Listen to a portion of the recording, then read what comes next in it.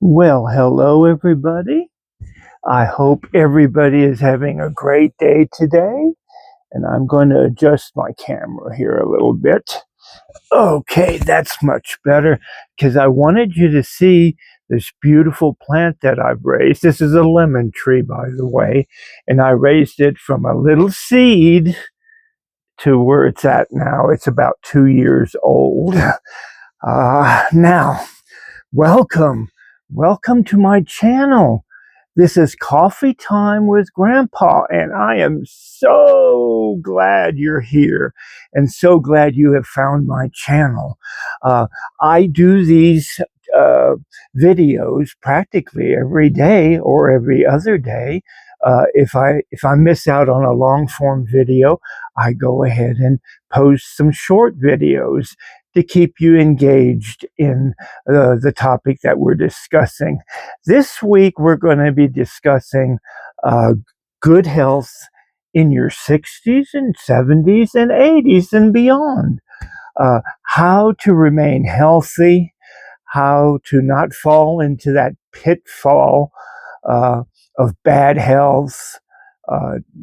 This is my way how I got out of it, because several years ago I was like in my 50s, I believe, and I had developed um, diabetes in my life, and my health deteriorated as each year that went by. It just got worse and worse and worse because I had a hard time dealing with the diet and what the doctors wanted me to do.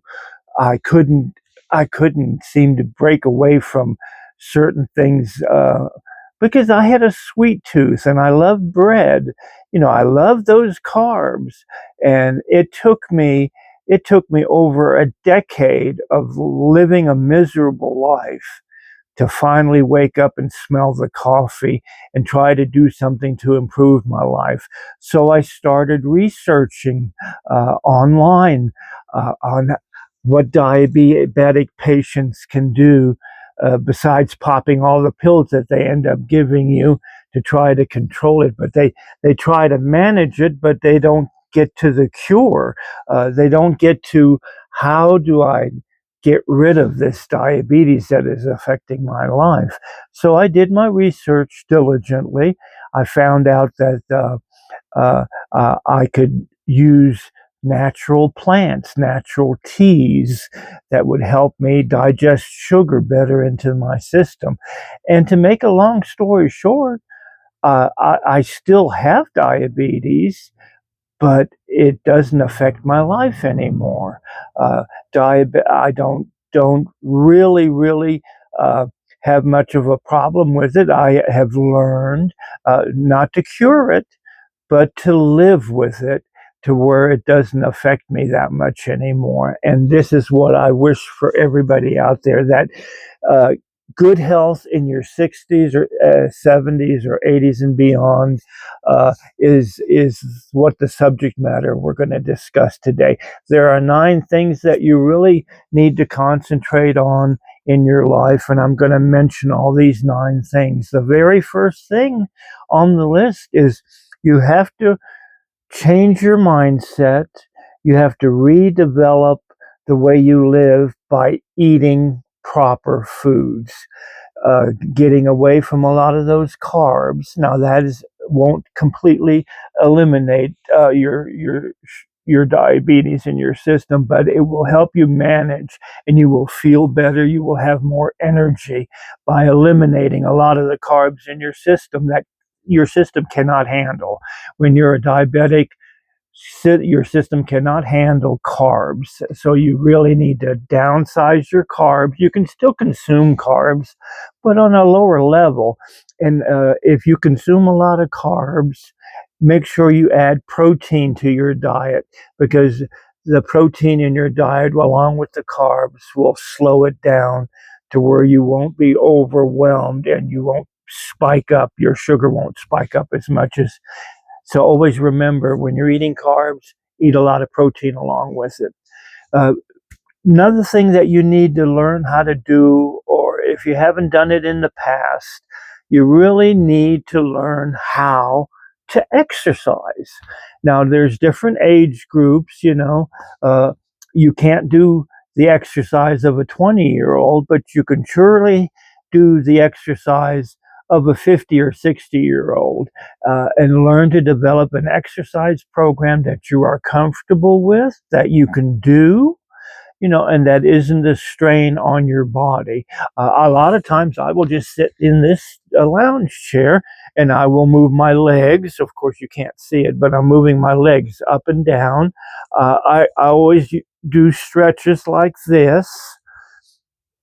And then I bend down and touch my toes in the chair. Bend down, touch your toes, usually on a 10 pace repetition, count to 10 and do 10 of each. And just the whole point of exercise is to get you moving, get you out and about. Walking is another thing to do when you're exercise. Go out and go for a brisk walk, maybe a mile, and if you feel up to it, maybe 2 miles. Who knows how far you can go? It will get your body stimulated. It will get your blood flowing to where you can be more healthy, burn off those calories more, lose that extra weight that you have accumulated over 30, 40, 50 years, because we have a tendency in our old age to get a little bit flabby and fat, and our stomach pounces out at us. We usually go from our regular size clothes to an extra large in no time. Believe me, I know from experience. Another thing to do, number 3 on my list, is consuming a lot of herbal teas. Herbal teas have a lot of beneficial effects on your system that can help you burn off that sugar and help you regulate your blood pressure. It can do so much. It can help with your breathing and your lungs. It's just a great way to go. Start getting, I know a lot of people have told me in the past, well, I just don't like the taste of tea. They don't like the taste of mint tea. They don't like the taste of black tea. They don't like the taste of any kind of herbal tea. It just seems like a lot of people just stick their noses up in the air. I'm drinking my coffee. I'm not drinking any tea. The wrong attitude to have. Teas come from plants, and these plants all have beneficial effects upon your body that you desperately need. Teas have a lot of antioxidants, they have a lot of nutrients. It's just a thing that slowly start with a green tea. And if you don't like the taste of green tea, add a little sugar to it to sweeten it up a little bit. Or, of course, if you're a diabetic, you wouldn't want to add a sugar-free substance to it, a sweetener of some kind that comes from nature, not the chemical ones like saccharin. Stay away from that shit. Go ahead and get you a sweetener that is naturally produced. Okay. Number 4, a lot of people are going to laugh at this one, but it is so important in your life. We as human beings, we're very sexual in nature. Now, kids, if you're watching this, close your ears for a second. Okay. Now, a sexual life is so important for your health. It regulates your blood pressure. It stimulates with endorphins coming from your brain and down, telling all your other cells in your body that, ooh, I'm in a good mood. I'm happy, and that's where you want to be. Having an adult sex life, when you're of age to do so. Always continue that down through your years, your 60s and 70s and 80s. A lot of people stop with their sex lives when they get older, but that's the wrong attitude to have. You need to continue on as long as you can, because sex is good for you. It is always meant for you to regulate certain chemicals in your body to help you get through to that ripe old age of 80, 90, and 100. Okay, it's so important. Now, another thing on my list, the fifth thing on my list, is usually when a person gets older, all they want to do is sit at home and watch TV or watch their favorite show, and they become homebound. You don't want that. You want to go out and get involved in your community, in whatever situation it is. Join your senior citizens center, because they will keep you motivated and activated with different programs that they have, and it's all free. You don't have to pay for it. Get involved with your senior citizens program, helping other senior citizens, even though you're a senior citizen yourself. If you're able to go out and visit with senior citizens in their homes or in their communities, or just whatever environment they're in, take time out, like your senior citizens nursing homes. There are so many people in nursing homes that have just been written off, and they're just waiting to die. They have no joy left in their life. And this is so wrong, because you need to put a twinkle in those people's eyes. You need to create a happy environment for them. Go visit, even if you just go and visit a friend, or not, even if you don't know the person. Make a habit of visiting your nursing home. At least I go visit my nursing home locally that I have here, and make friends with the staff, and then that way they know who I am, and I go ahead and ask which ones have not had any visitors for a long time, and I go visit them. It might feel awkward in the beginning when you do that, visiting a stranger in the nursing home, but eventually you'll put a smile on their face, depending on their condition, okay? But I love seeing the smiles on nursing home patients that are at their end stage of life. I love doing that. I love going out and going shopping, taking them shopping, whatever their needs, their current needs are, maybe getting them to move around a little bit. A lot of times you'll see nursing home patients in wheelchairs. They don't get to move around much. They just stick them out in the halls and check on them once every 5 hours.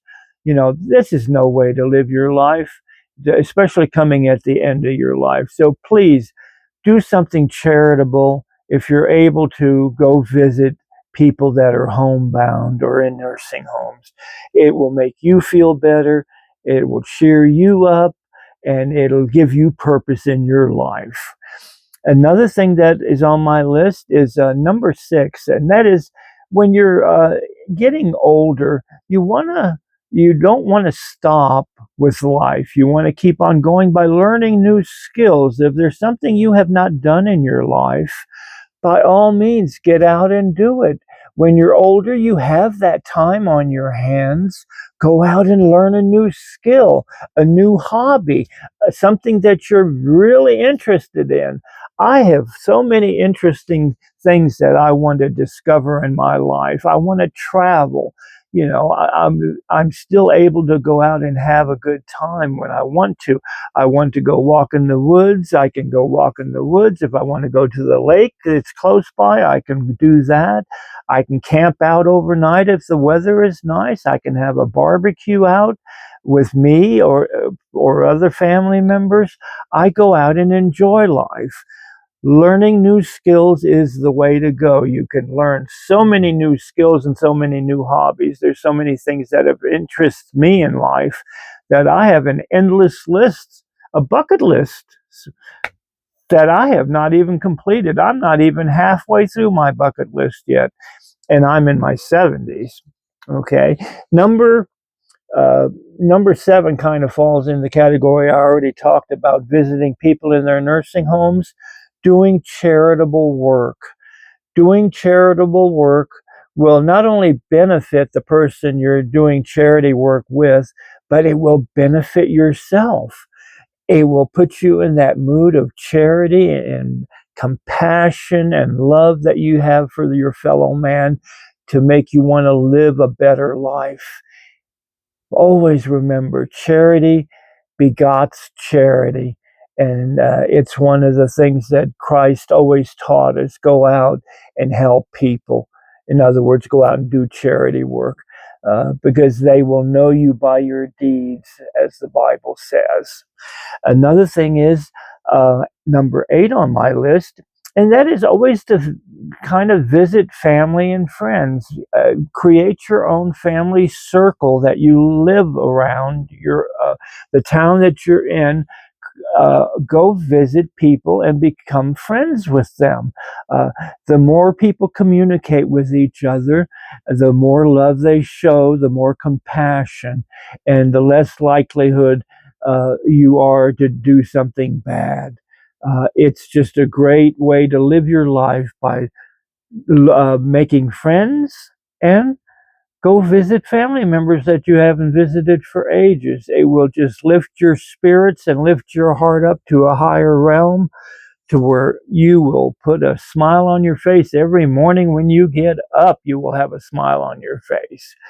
Number 9, and my final thing on the list of good health in your older years, and that is, always remember to downsize your life to make your life manageable. Because if you're out of control by materialistic things, they have a habit of creating a prison around you, and you're not able to function anymore because you have accumulated so much junk that you do not need. Always budget your money wisely and live very simplistic lives, because if you downsize and you simplify your life, you will create the joy and happiness that you need in your life when you're older. Because growing old can be a joyous occasion. It doesn't have to be a dreadful occasion where you're bound in a wheelchair and you have all kinds of diseases and stuff that overtaken your body, with rheumatoid arthritis and tons of other things that I have dealt with for years and years and years. But I have learned. I have learned to deal with it and to go on with my life. This is my wish that I have for everyone out there. I'm so glad you tuned in to my channel here on YouTube. I give grace and thanks to YouTube for giving me the opportunity to tell my story, to help other people out. It's just a great warm inner feeling to have. And I love it, and I will continue on to the day I take my last breath. If you have any questions, or if you have prayer requests, if you would like to mention them, you don't have to go into any detail. Just say, Grandpa, I need prayers. Go ahead and do that in the comments section, and subscribe to my channel, because I have a lot of updates all the time, new videos that are coming out constantly, uh, especially now with Halloween coming up. I'm going to be talking a lot more about Halloween in my videos, and the origins of Halloween, because the origins of Halloween is paganism. Uh, and well, I hope everyone is doing well. I hope everyone has a great week or day, or whatever day of the week we're in. I'm sending blessings to everyone out there. Love you all. Guess what? See you next time. Bye-bye.